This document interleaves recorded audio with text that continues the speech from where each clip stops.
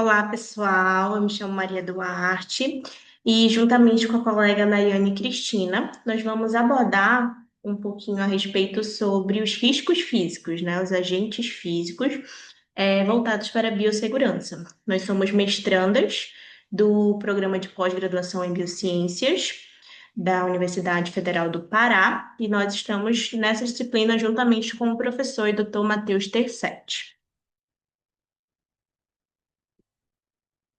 Antes da gente adentrar de fato nessa temática, é importante a gente iniciar falando sobre a norma regulamentadora 15, que é a NR15, né? Ela é uma norma do Ministério do Trabalho do Brasil que define quais atividades e operações são consideradas insalubres, ou seja, aquelas que expõem o trabalhador ou o pesquisador a agentes nocivos acima dos limites seguros e que podem causar danos à saúde.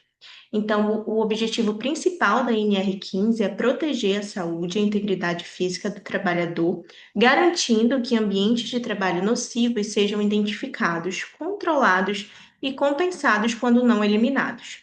Então, a NR15 ela vai determinar quais agentes físicos podem tornar o ambiente insalubre, quais são os limites de tolerância para cada agente, ou seja, os valores máximos de exposição considerados seguros, e quando o trabalhador ele tem direito ao adicional de insalubridade, que pode ser de 10, 20 ou 40% do salário, dependendo do grau de risco.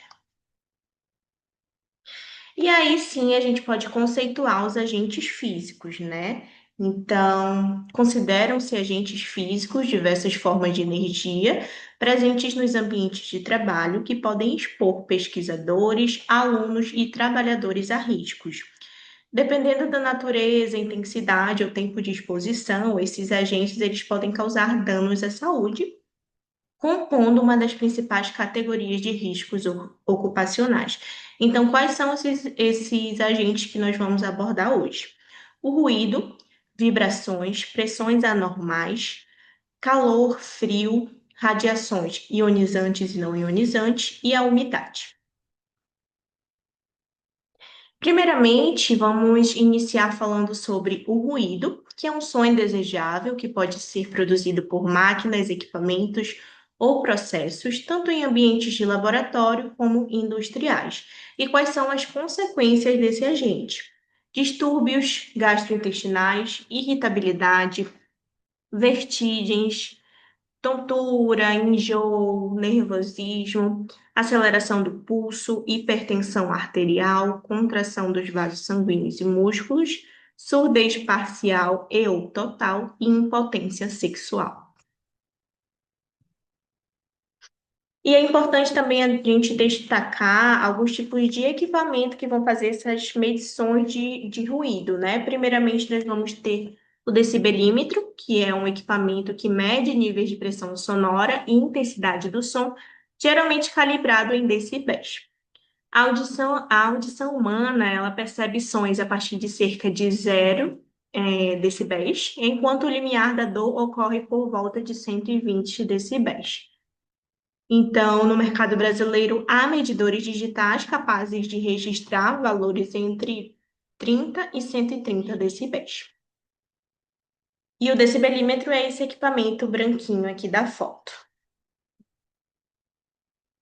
Nós vamos ter também o dosímetro, que é um dispositivo que tem como função medir a exposição de um indivíduo a ruídos específicos durante um período de tempo. Ele tem dois usos principais: a proteção contra danos à saúde humana e a medição da dose em processos industriais. E é esse aparelho azul da imagem. Existem diferentes maneiras de amenizar um ruído. São elas: controlar o ruído na sua fonte geradora, com o objetivo de eliminar, atenuar ou reduzir os níveis do ruído, e controlar o ruído no meio de propagação. Isso pode ocorrer por meio do enclausuramento da fonte ou de medidas que impeçam o som de chegar ao receptor, ou seja, ao trabalhador ou pesquisador, o que exige alterações na acústica do ambiente.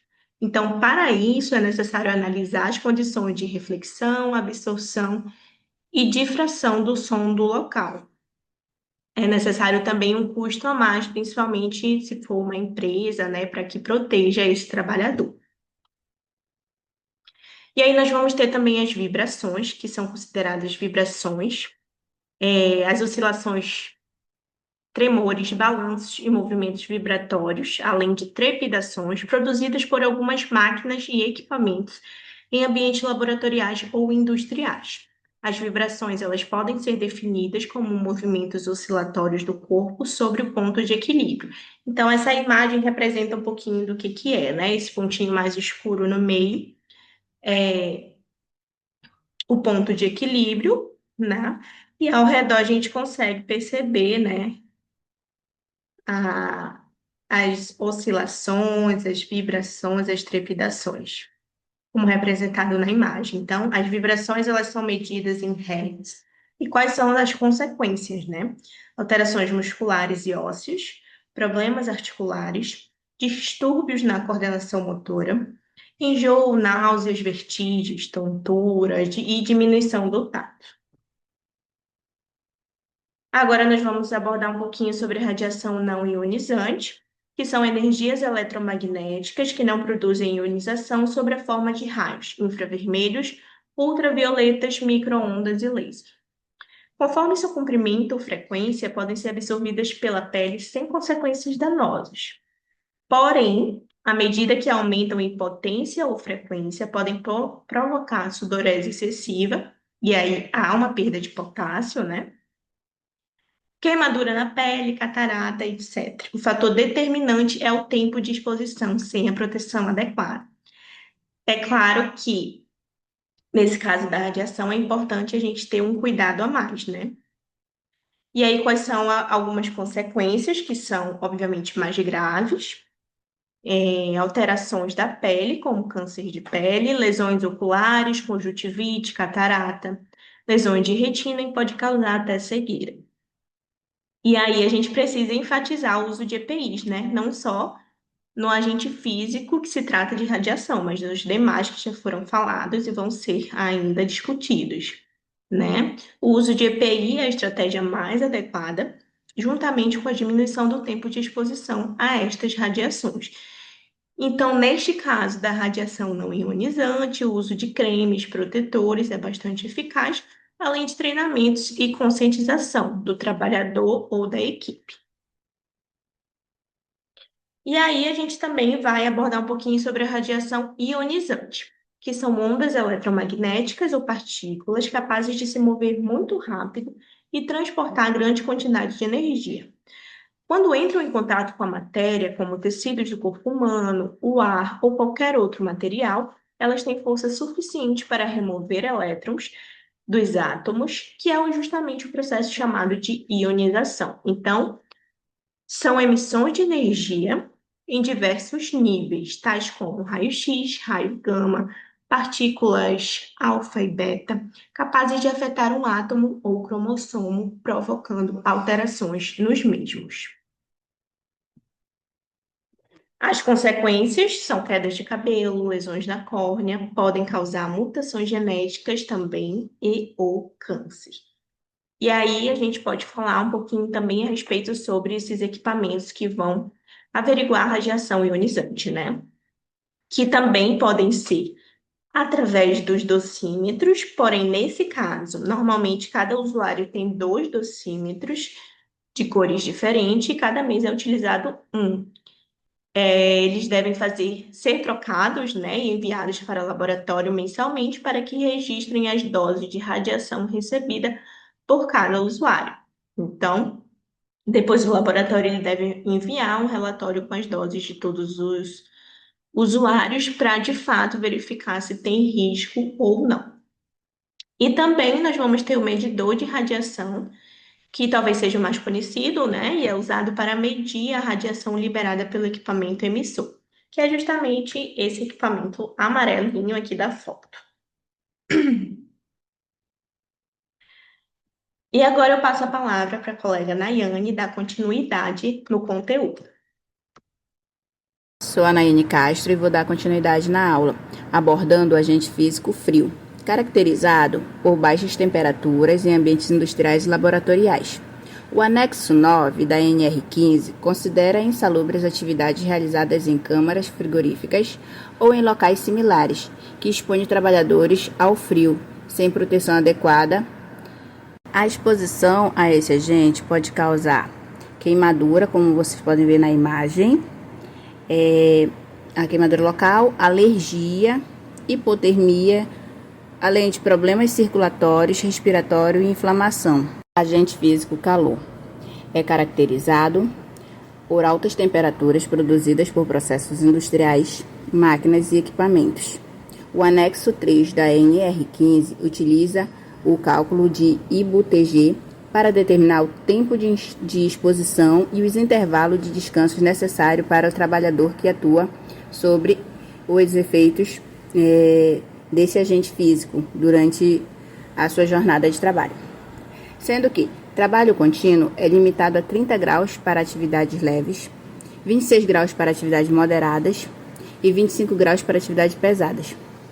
Em temperaturas acima de 32 graus, o trabalho não é permitido sem a adoção de medidas de controles adequadas. As consequências são queimaduras, irritação de pele, conjuntivite, ou seja, inflamação nos olhos, também taquicardia, cansaço, fadiga, prostração, desarranjos intestinais e insolação. Agente físico, umidade. É característica deste agente a umidade excessiva em locais alagados ou encharcados que possam produzir danos à saúde ou são considerados insalubres pela legislação. Esses ambientes eles exigem altos teores de água na atmosfera ou no local de trabalho. Essa umidade ela pode resultar em doenças respiratórias que vão desde as leves, agudas, até mesmo as crônicas, causando grave comprometimento dos pulmões desses trabalhadores. Nossa última unidade, que são pressões anormais. Ocorre quando os trabalhadores estão sujeitos a pressões acima ou abaixo da pressão atmosférica normal, podendo ser pressão hiperbárica, são pressões menores que atmosféricas. Geralmente são trabalhos realizados em grandes altitudes. E também pode ser a pressão hiperbárica, é pressão maior que a atmosférica, comum em atividades realizadas em tubulações com ar comprimido, mergulhos aquáticos e túneis pressurizados.